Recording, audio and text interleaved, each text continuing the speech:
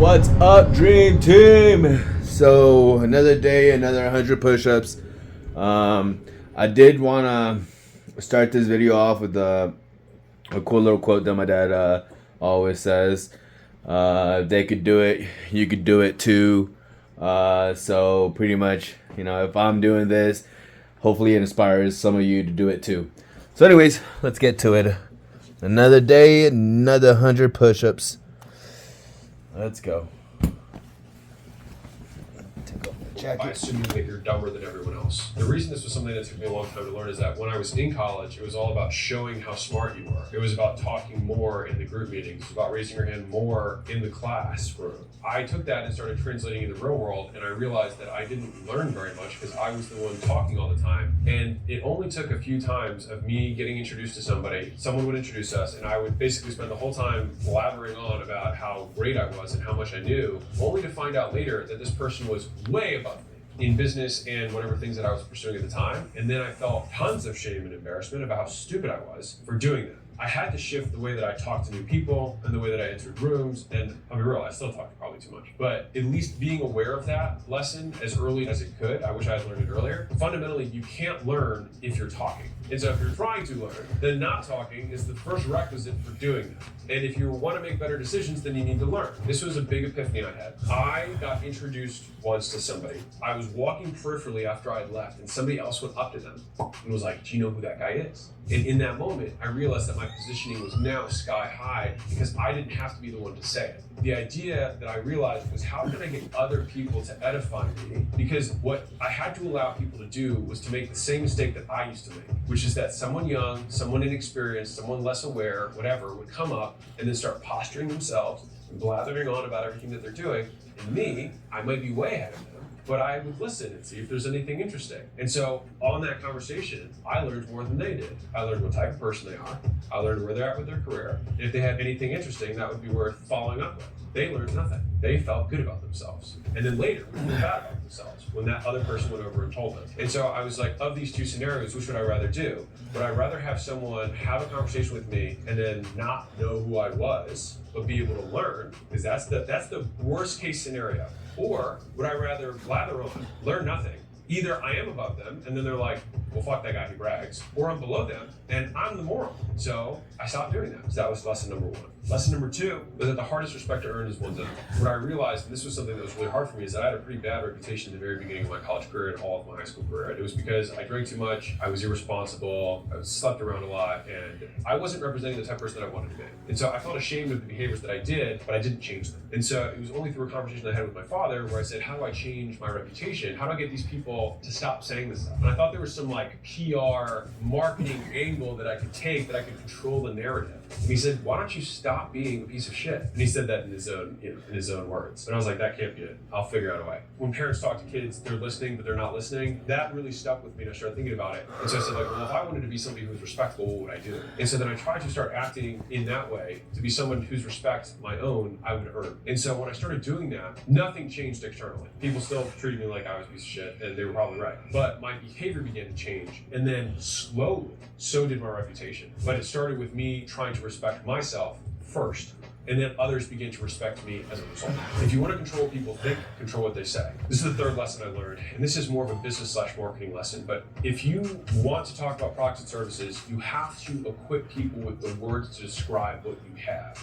Because otherwise you're asking them to solve the problem of how to describe your business. And if right now you can't even figure out how you're going to describe your business and you own the darn thing, how do you expect them to do it in a half second when they're telling their friend? And so this is really about equipping people with simple language so they can communicate what you do. So for example, at acquisition.com, the mission when I started the business was to document and share the best practice of building world-class companies. Most people don't know what that means. And so I have now, and we probably will, shift the language to make real business education available to everyone. They functionally mean the same thing. But giving people the words to describe it in a way that they understand allows me to give them words that they can explain to somebody else. You get more out of reading one book that's great 5 times than out of reading 5 mediocre books. I don't read many books. And what I mean by that is I buy lots of books. I skim most of them and quickly realize that it's not worth reading. And so then I toss them aside, because just because someone wrote a book doesn't mean you need to finish it. It has nothing to do with you, because that they didn't organize it well. I have found that books that are older in general tend to be better because the reason the person wrote it was a different intention. They wrote it because they wanted to transmit knowledge to the next generation, whereas the people who write books now are either writing for money,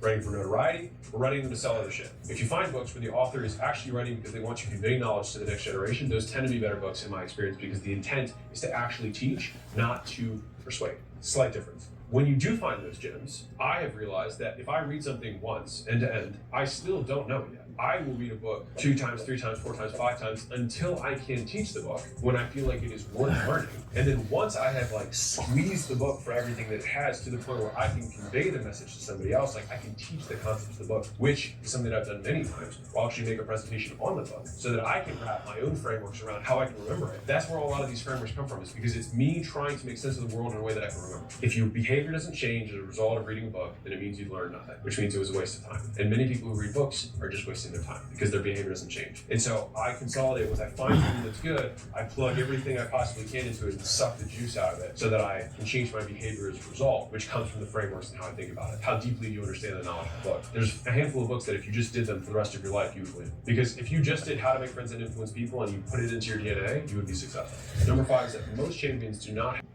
And I wanted to stop the video there because on that book there,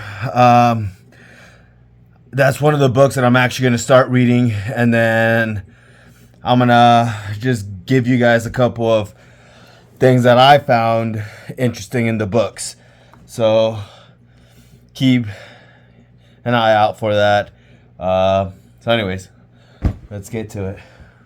Their behavior doesn't change. And so I consolidate. Once I find something that's good, I plug everything I possibly can into it and suck the juice out of it so that I can change my behavior as a result, which comes from the frameworks and how I think about it. How deeply do you understand the knowledge of the book? There's a handful of books that if you just did them for the rest of your life, you would win. Because if you just did How to Make Friends and Influence People and you put it into your DNA, you would be successful. Number 5 is that most champions do not have something that you do not. They lack something that you have. It's a different thought process. Because if all of us have the exact same hours per day, it means that they're allocating their time differently. Many times, they eliminate things that you are still doing.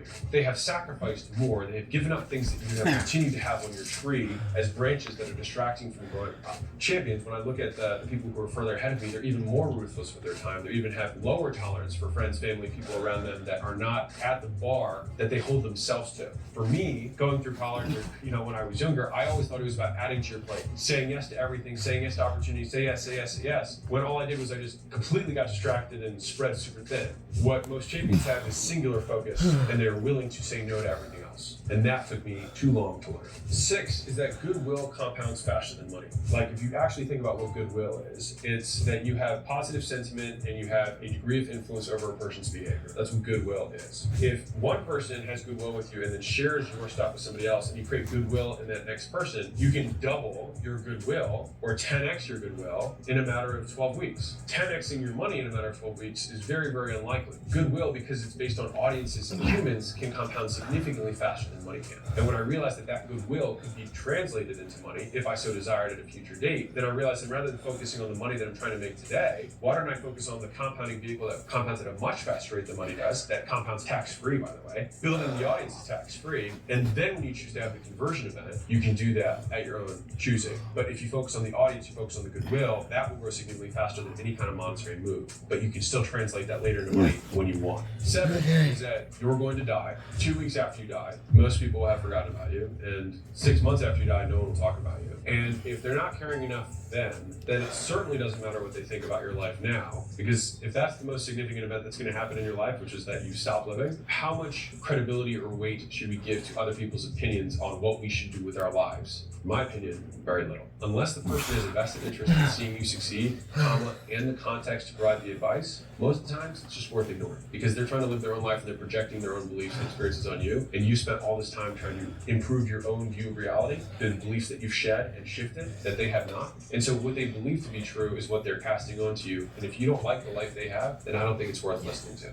8, extraordinary accomplishments come from doing ordinary things for extraordinary periods of time. This is just me speaking about me, but when I was younger, my action showed that I was more impatient. I always was willing to sacrifice what I had today to get the quick buck. I was shifty like that because I just thought that was how it worked. I thought there was some shortcut I didn't know about. And I would see the guys on stages being like, this is what we do the basics, we do a lot of it. I was like, they're just trying to hold the secrets back. And I'm here to tell you that that is not true. Like, I wish I could go and shake my college self and be like, if you do one thing for a very long period of time, you can get very good at it, and it will compound onto itself. And maybe I would listen to me. If future self showed up in my living room now, I would totally listen to him. But you know what I mean? And so I can't do that. So the next best thing I can do is try and shake you by the collar. The thing that makes the action extraordinary is the commitment to it, not the nature of the action itself. Working out and doing reps is not extraordinary. If you saw one set of a workout from me at the gym, you wouldn't think, oh, this guy is amazing. Look at them quads.